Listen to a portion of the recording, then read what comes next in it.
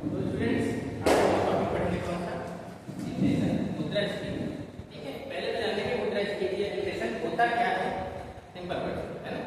जैसा मैंने डेफिनेशन लिख रखा है पहले से, क्या लिखा है, inflation is rate at which the general prices for goods and services in an economy increase over a period of time leading to a decrease in purchasing power. ठीक है, अब इससे दो चीजें निकल जाती हैं। क्या निकल जाती हैं? दो चीजें। कौन कौन? पहली क्या आती है कि जो गुड्स और सर्विसेज रहते हैं उनके दाम क्या हो जाते हैं, बढ़ जाते हैं, है ना। तो पहला क्या है, increase in demand, increase in prices of goods and services.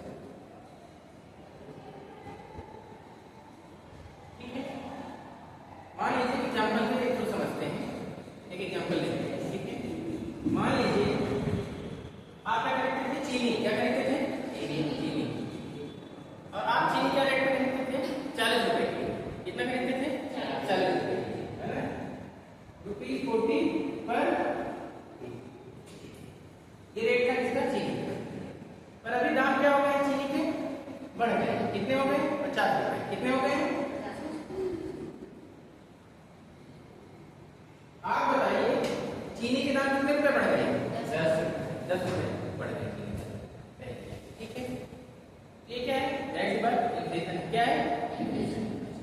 और दूसरी बात क्या है, उसको भी गौर करते हैं। दूसरा है डिक्रीज इन परचेजिंग। मतलब आपको जो क्रय करने की शक्ति है, खरीदने की शक्ति है, वो क्या हो जाती है? कम हो जाती है। क्या हो जाती है? कम हो जाती है ना। एक एग्जांपल के थ्रू समझते हैं इसको। जैसे मान लीजिए दुकान पे, एक शॉप पे जाते हैं आप। कहाँ पे जाते हैं? शॉप पे। और समोसा आपको कितने रुपए का मिलता था? 10 रुपए का। कितने रुपए मिलता था? 10 रुपए का। अभी मान लो दुकान वाले ने एक समोसे का दाम बढ़ा दिया। क्या कर दिया? बढ़ा दिया। और कितने रुपए का कर दिया? 15 रुपए का कर दिया। कितने रुपए कर दिया? 15 रुपए। ठीक है, अब आप बताइए अगर आपके पास 100 रुपए हैं, कितने रुपए हैं? 100 रुपए। तो पहले आप कितने समोसे खरीद सकते थे? 10। कितने खरीद सकते थे? 100। ठीक है, 10। नोट आपकी वही है, कितने रुपए की? 100 रुपए की। ठीक है, आप 10 समोसे खरीद सकते थे। पर अगर रेट बढ़ गया है, जो एक समोसे का मूल्य है वो क्या हो गया है? बढ़ गया। और कितने रुपए हो गया है? 15 रुपए। तो आप 100 रुपए में मैक्सिमम कितने समोसे खरीद सकते हो? 6। कितने खरीद सकते हो? है ना। कितने खरीद सकते हो? 6। या हो सकता है अरेंज करके 7 दे दो। ठीक, इससे ज्यादा नहीं खरीद सकते। आप बताओ लगभग 3 समोसा कम खरीद पा रहे हो। नोट वही है, कितने रुपए की है? 100 रुपए, है ना। और पहले आप 10 समोसे खरीदते थे, अभी कितने समोसे खरीद रहे हैं? 6। तो आप सिंपल सी चीज है, आपको समझ में आ गया होगा। जो मुद्रास्फीति होती है ना, इन्फ्लेशन, या हम सिंपल वर्ड्स में बोल सकते हैं क्या? महंगाई। क्या बोल सकते हैं? महंगाई। ठीक है, उसमें क्या होता है कि पहली चीज तो वस्तुओं और सेवाओं के दाम बढ़ने लगते हैं। वस्तुओं और सेवाओं के मूल्य क्या होने लगते हैं? बढ़ने लगते हैं। और दूसरी चीज जो क्रय शक्ति है ना, वो क्या हो जाती है? कम हो जाती है। परचेजिंग पावर, है ना। अच्छा, अब इसके बाद बात करते हैं कितने टाइप्स की होती। तो किसकी बात कर रहे हैं? टाइप्स।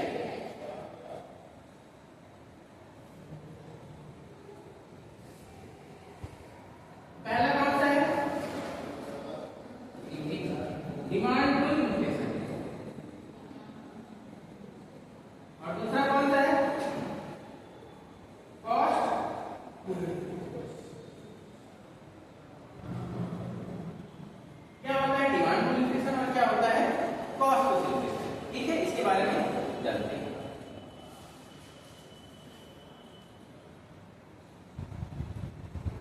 तो जाहिर सी बात है, आपने ये गौर किया होगा कि आपके रियल लाइफ में जब मार्केट वगैरह जाते हो आपको, आपने देखा होगा कि वस्तुओं के जो दाम हैं वो मुख्यतः 2 ही चीजों से बढ़ते हैं। जैसे कि पहला डिमांड पुल, है ना, मांग देने जो होता है। आपने देखा होगा कि शादी वादी का सीजन होता है, कौन सा, शादी विवाह का सीजन, तो वहां पे लोग क्या करते हैं, एक एग्जांपल दे रहा हूँ, लोग क्या करते हैं, खरीदारी ज्यादा करते हैं। तो आपने देखा होगा कि थोड़े से दाम वस्तुओं के और सेवाओं के क्या हो जाते हैं, बढ़ जाते हैं, है ना। तो ये क्या है, मांग ज्यादा है तो वस्तुओं के दाम क्या हो रहे हैं, बढ़ रहे हैं। जैसे आपने देखा होगा जब नवरात्र का वो होती है पूजा, नवरात्र होती है 9 दिनों की, है ना, तो आपने देखा होगा फलों के दाम क्या हो जाते हैं, बढ़ जाते हैं। उसका मुख्य कारण क्या है, मांग का ज्यादा होना, ठीक है, ये पहला वाला। दूसरा क्या है, मैंने बोला cost push inflation, cost push inflation. Cost क्या होती है, लागत, किसी चीज को बनाने की लागत। अब मान लीजिए किसी वस्तु को बनाने की जो लागत है वही क्या हो गई, बढ़ गई है ना, रॉ मटेरियल महंगा मिलने लगा, कई कारण हो सकते हैं।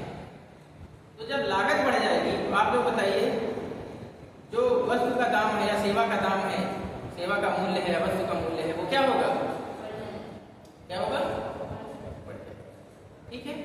ये दो टाइप्स हो गए, डिमांड पुल और कॉस्ट पुश इन्फ्लेशन। अच्छा, अब बात करते हैं कि महंगाई को मापते कैसे, महंगाई को, है ना, how to major inflation.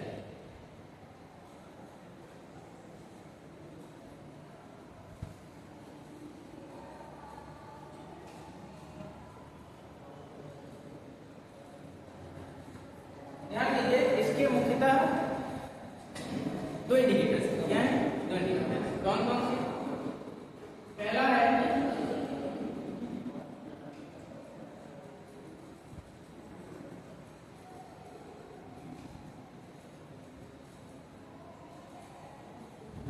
Consumer price index, जिसको शॉर्ट बोलते हैं सीपीआई, क्या बोलते हैं, सीपीआई।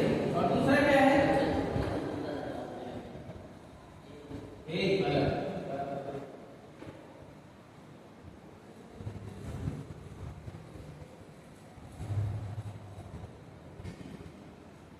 दूसरा क्या है, होलसेल प्राइस इंडेक्स, है ना। तो जाहिर सी बात है, कंज्यूमर प्राइस इंडेक्स क्या होता है, जो भी रिटेल में वस्तुओं एवं सेवाओं के दाम बढ़ रहे हैं, मूल्य बढ़ रहे हैं, वो क्या है, वो किस कैटेगरी में आते हैं, कंज्यूमर प्राइस इंडेक्स, जो कंज्यूमर के बीच में वस्तुओं के दाम बढ़ रहे हैं ना, जो कंज्यूमर खरीद रहे हैं उसके जो दाम बढ़ रहे हैं। होलसेल प्राइस इंडेक्स क्या होता है, जो होलसेल रेट पे दाम बढ़ रहे हैं उनको अगर कैलकुलेट किया जाता है तो होलसेल प्राइस इंडेक्स होता है। जनरली मैन्युफैक्चरर और होलसेलर्स के बीच में जो वस्तुओं के दाम या सेवाओं के दाम बढ़ते हैं, ठीक है, सॉरी वस्तुओं के दाम बढ़ते हैं, किसके दाम बढ़ते हैं, ठीक है, किसके दाम बढ़ते हैं, गुड्स के, ठीक है। ये क्लियर हो गया, इसमें कोई दिक्कत है, ठीक है। अब इसके बाद बात करते हैं intensity of inflation, intensity of inflation, तो रेफरेंस कौन है,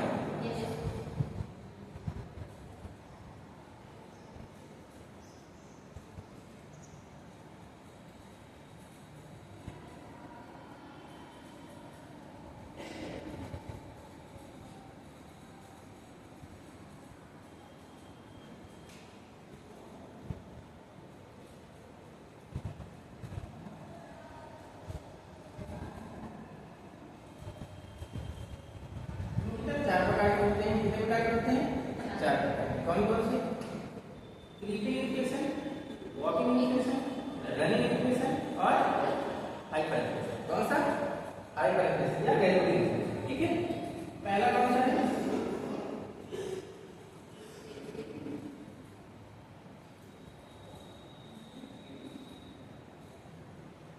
दूसरा कौन सा है,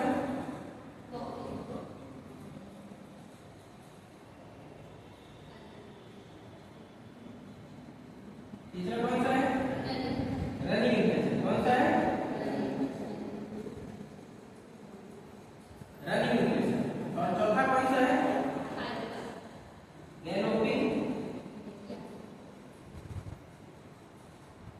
और हाइपर। हिंदी में इसको बोलते हैं रेखती हुई मुद्रास्फीति, चलती हुई मुद्रास्फीति, दौड़ती हुई मुद्रास्फीति और सरपट भागते हुए, सरपट दौड़ती हुई मुद्रास्फीति, ठीक है। अच्छा, रेंगती हुई मुद्रास्फीति। देखिए, जब वस्तुओं या सेवाओं के दाम लगभग 2% से नीचे, 2% 3% से नीचे जब वस्तुओं और सेवाओं के दाम बढ़ते हैं तो उसको हम क्या बोलते हैं? रेंगती हुई मुद्रास्फीति या क्रीपिंग इन्फ्लेशन। क्या बोलते हैं? रेंगती हुई मुद्रास्फीति या क्रीपिंग इन्फ्लेशन। ठीक है। अच्छा, जैसे मान लीजिए 100 रुपए की चीज थी तो 102 रुपए की हो जाएगी, तो क्या हो जाएगा? वो क्रीपिंग इन्फ्लेशन है। जनरली ये नॉर्मल होता है। क्या होता है? नॉर्मल होता है। पर ध्यान दीजिए, अगर एक साल में 2% मुद्रास्फीति बढ़ रही तो दोगुना हो जाएगी 25 सालों में। कितनी हो जाएगी? सॉरी 50% हो जाएगी। कितना बढ़ जाएगा? 50%। लगभग दाम बढ़ जाएगा, 50% बढ़ जाएगा। वॉकिंग इन्फ्लेशन क्या होती है? ये लगभग 5 से, है ना, 5-6% लगभग वॉकिंग इन्फ्लेशन होती है। ठीक है। तो इसके बाद क्या है? Running inflation. रनिंग इन्फ्लेशन क्या होती है? जनरली ये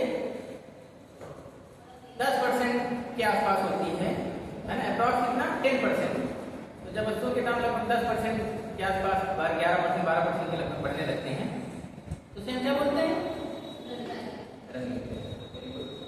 और फिर है गैलोपिंग या हाइपर इन्फ्लेशन, सरपट भागती हुई मुद्रास्फीति। इस प्रकार की मुद्रास्फीति जनरली क्या हो जाती है? अनकंट्रोलेबल, है ना, जहां पर वस्तुओं और सेवाओं के दाम बहुत तेजी से रैपिडली बढ़ने लगते हैं, है ना, 15%, 20% ऐसे करके, है ना, तो उसे हम क्या बोलते हैं?